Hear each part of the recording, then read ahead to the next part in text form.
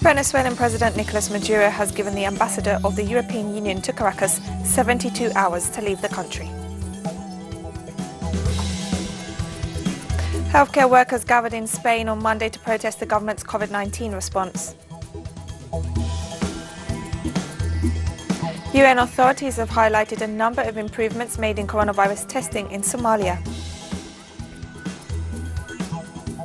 From the headquarters of Telesur English in Havana, Cuba, this is From the South, and I'm Katrina Goss. And we begin in Venezuela, where during the awarding of the 2020 Simón Bolívar National Journalism Prize, President Nicolas Maduro announced that his government will take diplomatic action following revelations regarding the use of the Spanish embassy in Caracas to plan the terrorist incursion of May 3rd, with the complicity of the Spanish ambassador.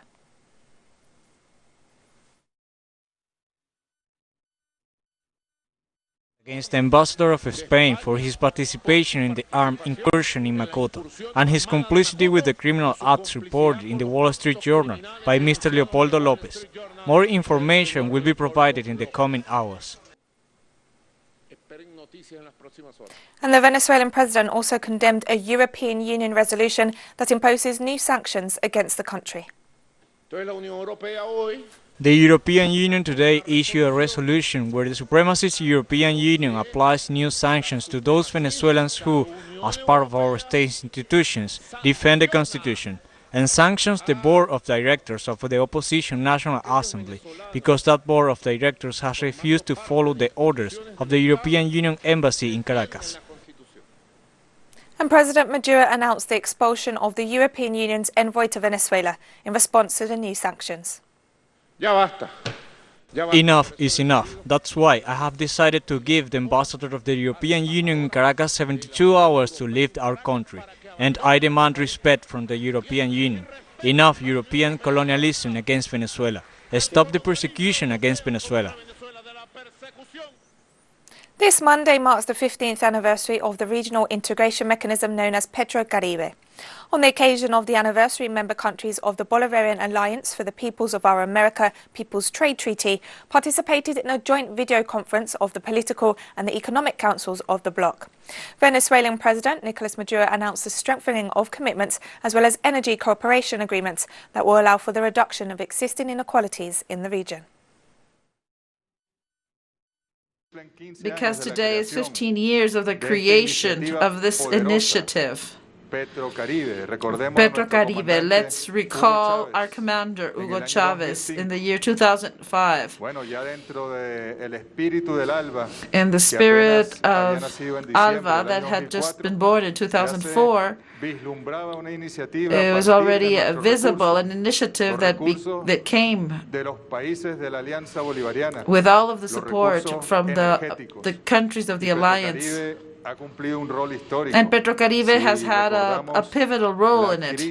If we recall the crisis of the capitalist system in 2008-2009, thanks to Petrocaribe, along with its supplying capacity, its long-term potential, its flexibility, along with their own funds, and the way that they redistributed their income in the social sectors, we were able to see an initiative that was able to give a support to the most complicated and weak economies of our area. This in the hardest years of that crisis. And Petrocaribe has continued to work regardless of all of the restrictions and sanctions against the Republic of Venezuela, regardless of the siege that we have endured. Petrocaribe is not only alive, but it's also going to have a superior level of coordination as of this meeting. Venezuelan authorities offered an update on COVID-19 figures this Monday. Vice President Delcy Rodriguez reported 91 locally transmitted cases and 142 imported cases. Of these, 138 cases were imported from Colombia, 2 cases were Venezuelans who arrived from Brazil, and 2 cases were people who had contact with others who had returned from abroad. The Vice President also noted that over 63,500 nationals have returned to Venezuela since April 6. According to official data, close to 100,000 people live in so-called poverty camps in Chile, in the midst of a health crisis that has also brought massive layoffs. More details in the following report. The word camp is usually associated with vacations and adventures, but in Chile it means poverty. But not even the poor are called poor. They are now vulnerable. So this is a vulnerable camp, and even more so with the COVID-19 pandemic and the winter. Violeta Parra is a takeover of land that begins on September 1st, 2018. Clearly, people in here cannot ask for a loan to buy a house, and even more at this time of pandemic. They can't even afford rent. So this was the only solution we had, to raise awareness of our necessities. With most households without a source of income, they need solidarity and help from abroad. We were working on building a library for kids. This was our main challenge. Then we were hit by the pandemic, and we had to act quickly to resolve our urgent needs, which was helping people. And with the lack of employment, we tried to help them overcome basic necessities, food and clothes. There are some organizations that are helping us. They tell us that they will bring food on a given day, so we count on that. And we don't have to worry for another day now.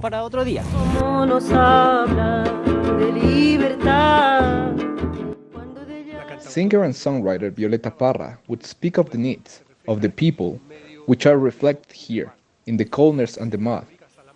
For example, this man makes fences, another man works on building his home, and these women cook lasagna for everyone. One of the neighbors shares her home and her kitchen. We need them, and she is kind to let us have it.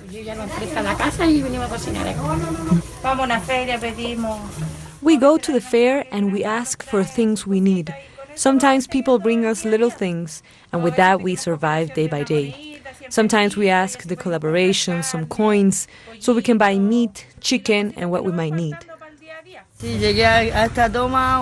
came to this land takeover on September 16th with my 3 kids. Now, unfortunately, I lost one of my kids. He was run over by a car during the entrance of the takeover. He was 4 years old. I fought for them so I can have my own home, and I will continue fighting. I will fight until the last minute. We have gone through hard times. We lived in tents, we were cold, and now we're more organized, but we still have necessities, we still have needs. All of us here will keep fighting for the same thing, for a dignified home and our lives, as well as for our children's lives. Close to half of the populations are immigrants, mainly from Colombia and Haiti. We had many needs, and we were bad economically. So this was the option we had so that we can live in peace. We are approximately 600 families here in 7 communities. We have a lot of foreigners living in the same conditions on the land. We saw the foreigners were living in overcrowded places, and there is still a lot of racism in Chile, and people take advantage of the foreigners. These populations were called Callampa.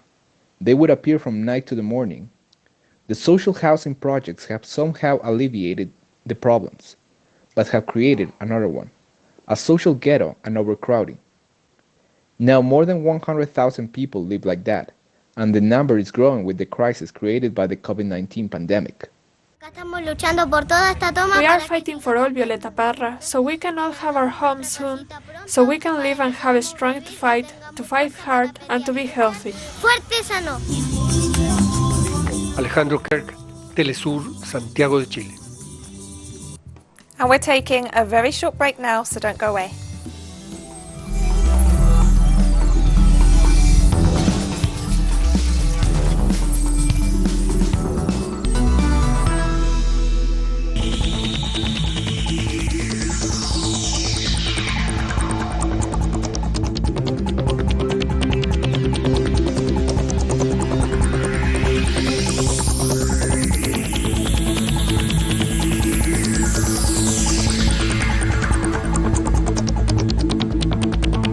Welcome back to From the South. Healthcare workers gathered in Spain on Monday to protest the government's COVID-19 response. Over 1,000 healthcare personnel gathered in the capital, Madrid, to denounce a lack of job security and resources. This comes as over 52,000 health workers have tested positive for the novel coronavirus. The COVID-19 figures in Spain now stand at over 290,000 cases and more than 28,000 deaths. We need to express our anger, fear, and the will to change things. It has been a few months. We have been scared, sad, and angry. We have had rage. We had moments of happiness and a sense of fraternity. We are not heroes, but we are people. We have been scared, but we went to work because it's our job. We were very scared. We had to leave our families at home to look after others. We also have suffered infection. Many colleagues fell ill. We want to demand that we had a lack of resources. We needed and we have always needed them. The World Health Organization has stressed that 6 months after the novel coronavirus pandemic started, it is still far from over and warned that the worst is yet to come. The critical question that all countries will face in the coming months is how to live with this virus. That is the new normal. Many countries have implemented unprecedented measures to suppress transmission and save lives. These measures have been successful in slowing the spread of the virus, but they have not completely stopped it. Some countries are now experiencing a resurgence of cases as they start to reopen their economies and societies. Most people remain susceptible. The virus still has a lot of room to move. German Chancellor Angela Merkel and French President Emmanuel Macron have called for negotiations to approve a COVID-19 recovery fund for the European Union. For me, the most important thing is that we came out of the debate with a strong instrument. Of course, we will make changes that we need to discuss, but there must still be a recovery fund that helps, one that is really efficient for countries that are hardest hit by the crisis. Otherwise, the coherence and the functioning of the European Union will be called into question if some countries are more affected than others. But the famous frugal nations we are talking about, we must never forget that they are countries that are net beneficiaries of the single market. They are countries from whom participating in a common area of prosperity and trade brings much greater benefits than for others. Therefore, it's not in their interest to see certain members, and in particular members of economic significance in the European economy, affected.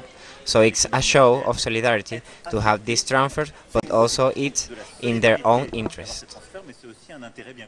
Demonstrators gathered in Kyrgyzstan on Monday to protest against the bill that they claim will censor the press and restrict internet freedoms. For 30 years, we have been living in a country where we cannot be proud of anything. There are only two things, our nature and freedom of speech. There is no country in the former CIS where people can freely express their thoughts. Now they are taking away this freedom from us, therefore people are not happy about it. I'm against it and will not allow them to do it. The purpose of this bill is very clear, to shut up opponents before the elections. This is absolutely unfair. I believe that the second reason is an attempt to copy the Yarovyava bill. However, our internet providers don't have the technical capability for this. In addition, it will affect the price of the internet. Can you imagine storing data for half a year? It's just crazy. More than 1,000 people gathered. These are the people of the Kyrgyzstan Republic who care. And they came to express themselves and demonstrate that there are people who are against this law. Mostly the young have come. Chinese authorities condemned statements made by US Secretary of State Mike Pompeo regarding the extraordinary China-Africa summit on solidarity against COVID-19. Pompeo claimed China's policy on lending to African countries created unsustainable debt and accused the country of hiding information about the novel coronavirus outbreak from the rest of the world. Chinese Foreign Ministry spokesman Xiao Lishan stressed that the extraordinary China-Africa summit reaffirmed the willingness of Chinese authorities to work with the international community and to increase support for African nations. We hope the US can truly focus on its own epidemic prevention and control measures and make concrete efforts that are conducive to the global cooperation on epidemic containment, instead of spreading political viruses by throwing accusations and smearing other countries' anti-epidemic efforts. The international community, including African nations, is clear who is sincerely helping Africa and who is trying to politicize the debt issue. Any sinister attempt to stir up trouble in China-Africa relations will be in vain and it's doomed to fail. And we have more stories coming up after this final short break, so stay with us.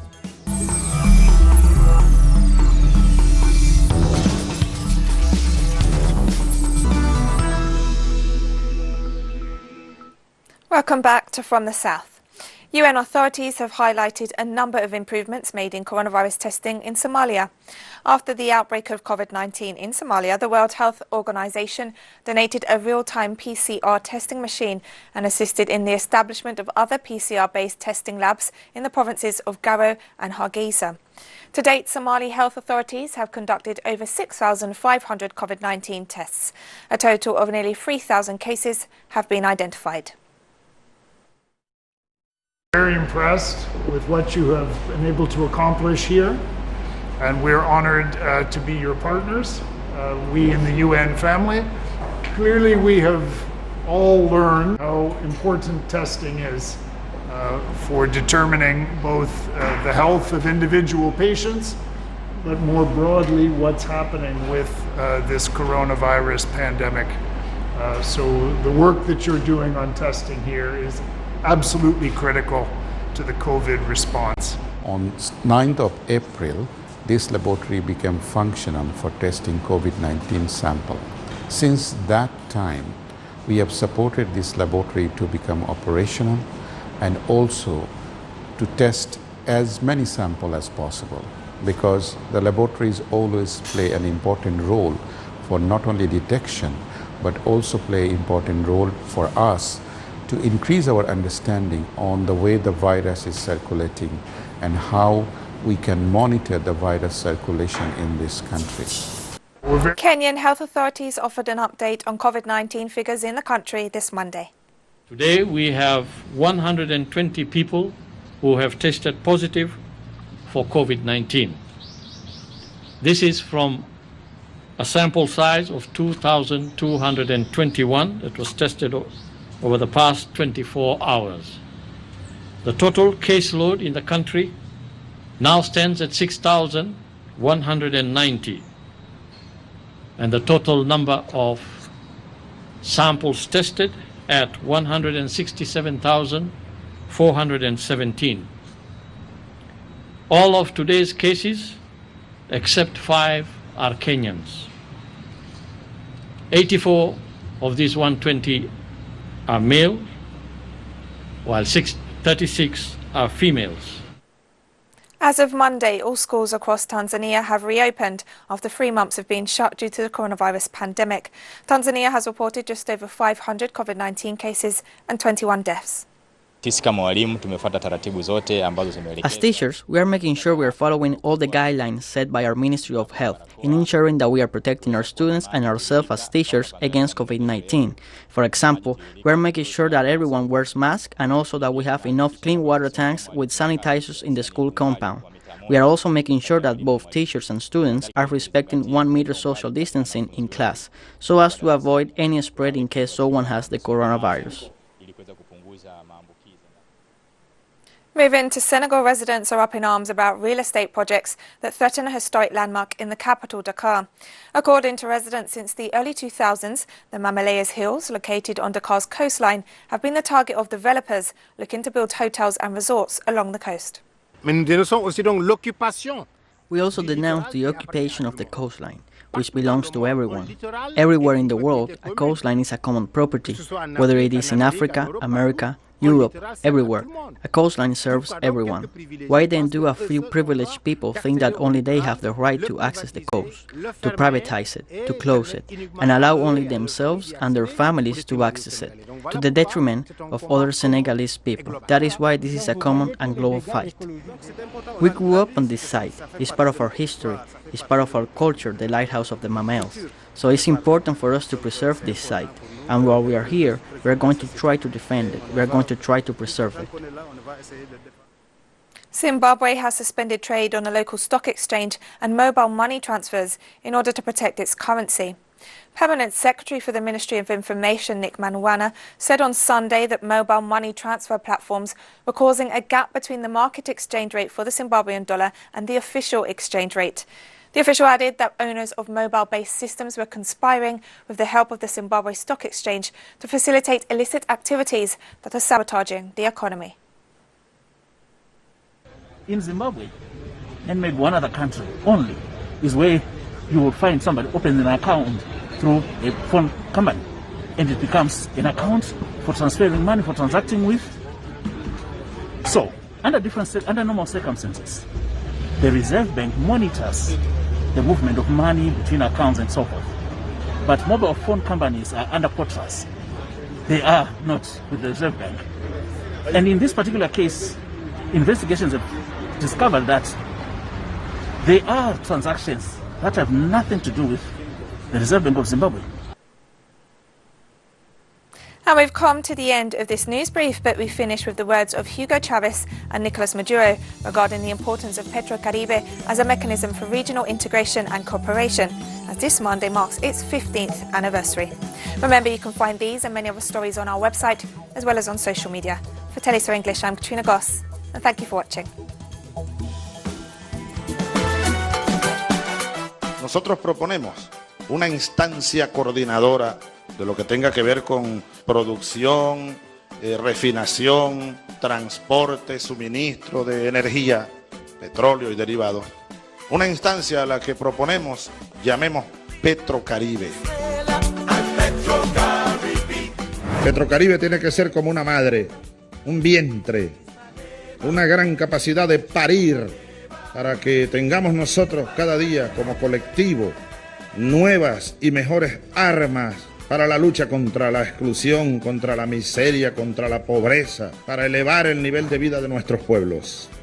Petrocaribe es una de esas nuevas bases para construirnos de nuevo, para reconstruirnos, para reencontrarnos y levantar cada día más las banderas de nuestra dignidad caribeña, de nuestra libertad caribeña, de nuestra grandeza caribeña. Petrocaribe nació en un momento donde había grandes amenazas. El comandante Hugo Chávez y el comandante Fidel Castro Ruz trabajaron junto a los demás países del Caribe el inicio de una nueva fórmula de cooperación, de solidaridad, que tuviera como objetivo garantizar la seguridad energética del Caribe. Esta organización ha hecho un milagro para la estabilidad y la vida de nuestros pueblos en el Caribe. Petrocaribe ha cumplido una gran misión de paz, de superación social y de seguridad y estabilidad política para todo el Caribe nuestro. Esa es la gran verdad. Petrocaribe fue posible, es posible y ahora vienen tiempos de desarrollo.